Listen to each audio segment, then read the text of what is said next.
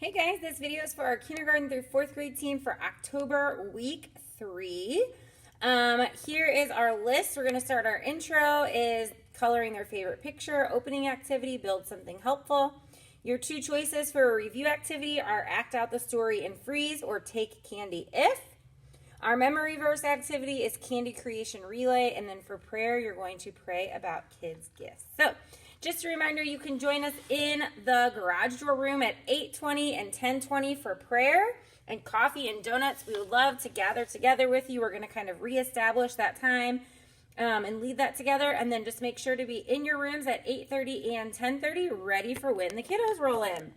So all month long, we are learning about the life app of individuality, discovering who you are meant to be so you can make a difference.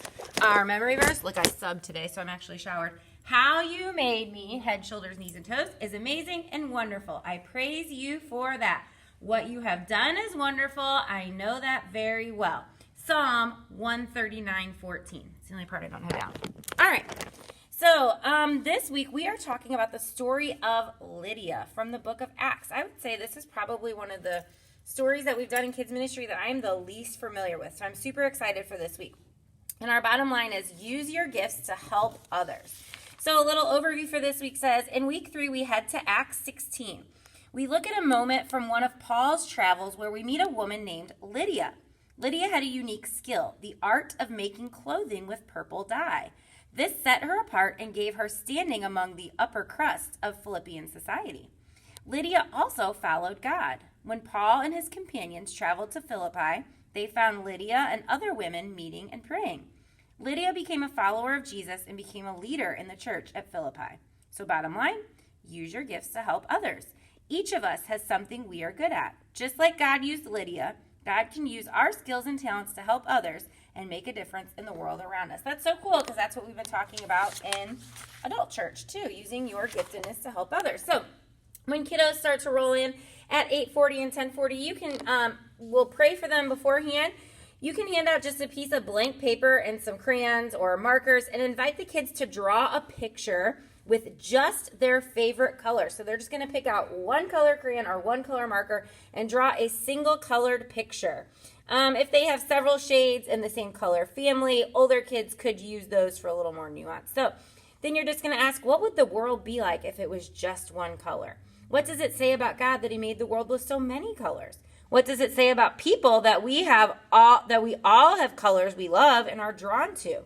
How do you decide on your favorite color? Has your favorite color ever changed? And what are some ways we use color? Now, this activity could take you all the way to large group if you wanted it to, okay? If you have time before large group and you decide you don't want to do this and instead you want to do the other intro activity, that's fine. If you just have them drawing in one color until large group, that's fine too. Another intro activity that you can do is we're not going to give each kid a cup of blocks, but we're just going to put out some Legos. And we're going to encourage kids to build something that is helpful, a hospital, car, house, boat, airplane, etc., and allow kids to share their creations. And then just say, you guys are so talented and super gifted in making things. We're going to head to large group where we hear how one of those gifts help other people, okay? So you can pick either one of these. They can keep drawing their favorite color, or you can move on to the brick activity, or you can have them do this brick activity from the time that they walk in and skip the drawing one. Totally up to you. Those are the two intro activities. Then at 10 after, so at 9, 10, and 11:10, you will head down to large group where you will hear the story of Lydia. When you get back from large group at 9:40 and 10:40, you have two choices for review activities. The first one is act out the story and freeze. The second one is take candy if. You can pick either or you can do both if you have time. So the role play freeze is you're going to pick 5 or 6 kids to act out the story. Lydia, Paul, and a group of women, which could just be 2 or 3 kids. You're going to read the following prompts for the kids to act out. And at any point, you're going to say freeze and prompt the kids to switch roles, or you could assign new roles. So it says switch roles often enough that each kid gets to play at least 2 different parts. So here's the story that you would read, and you could say freeze and switch up the roles as you go, and you're just reviewing the story of Lydia. And then just talking about how Lydia had gifts, and that's how she used. And then she allowed Paul and his friends to stay at her home when they needed it.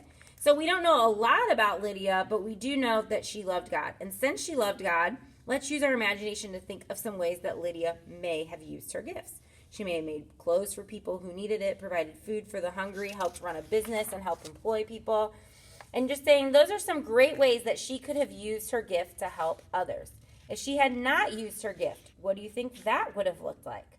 And then just so thankful that we have people in the Bible to show us how to use our gifts. Okay?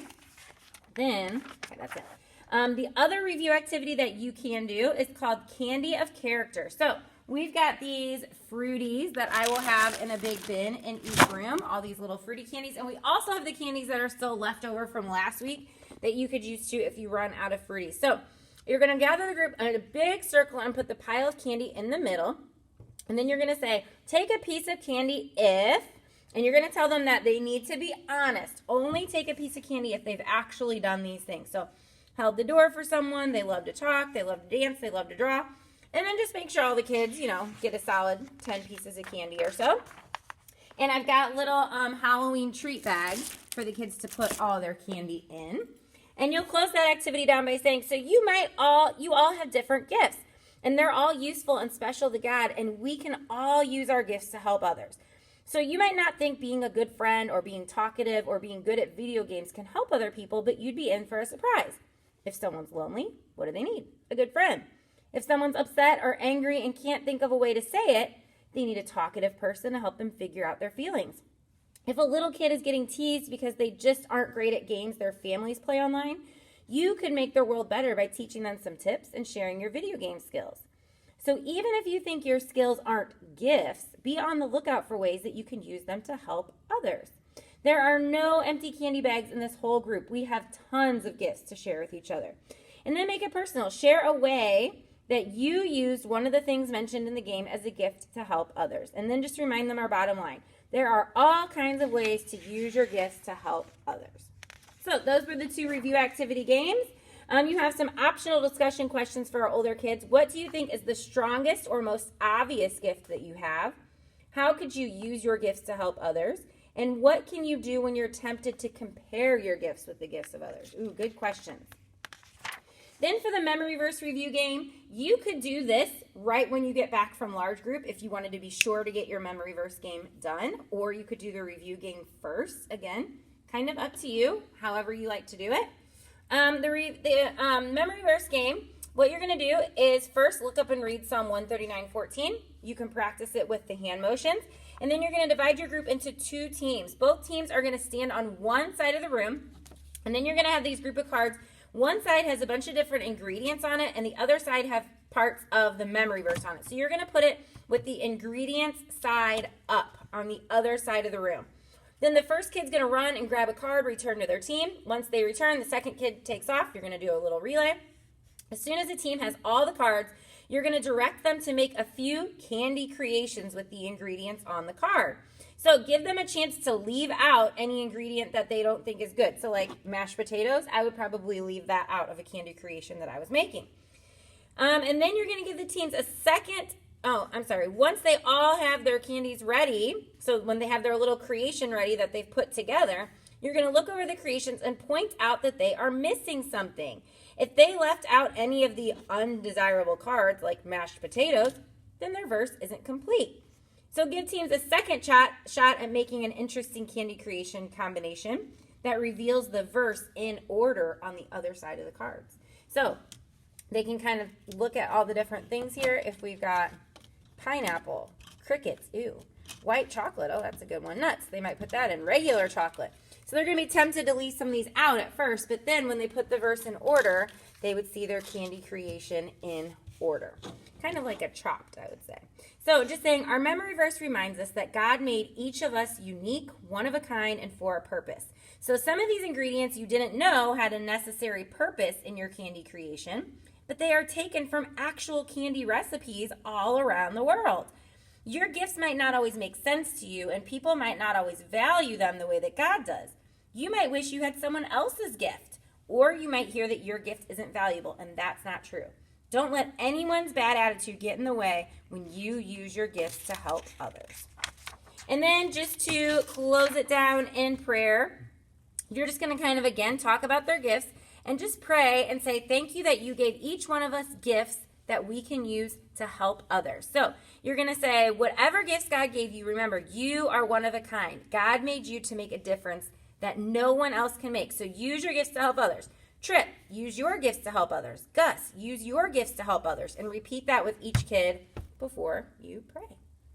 So that's it, guys. What a great story. Again, you can pick one or both of those intro activities. You could pick one or both of those review activities.